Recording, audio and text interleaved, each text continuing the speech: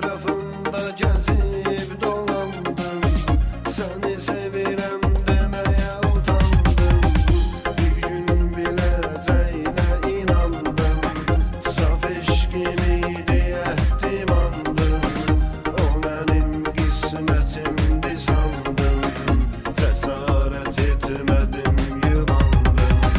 Bir de gördüm özge kolunda, gelinlikte aile yolunda. Mənə qismət olmadı sonda, mən isə günah görmürəm onda.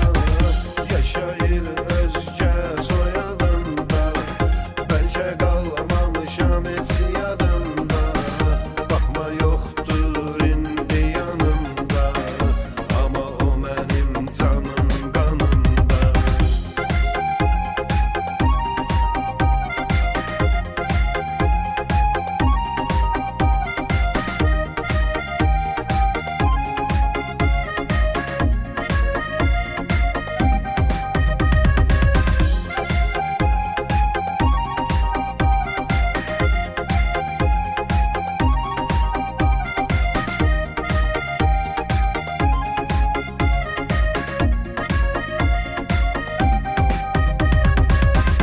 Mən qaçdım tənhalığa, darıxanda onun üçün.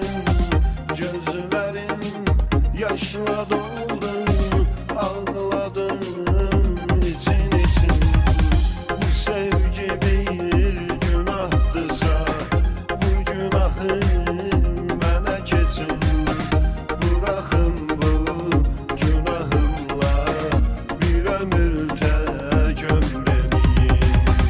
Bu sevda bir alovdusa, alışıbsa sönən deyil. Bu sevda bir alın yazı, kimsə ondan dönən deyil. Bu sevdanı anlatsam, kimsə duyan bilən deyil. Bırakın aləmlə ahımla bir ömür tək ömreliyim.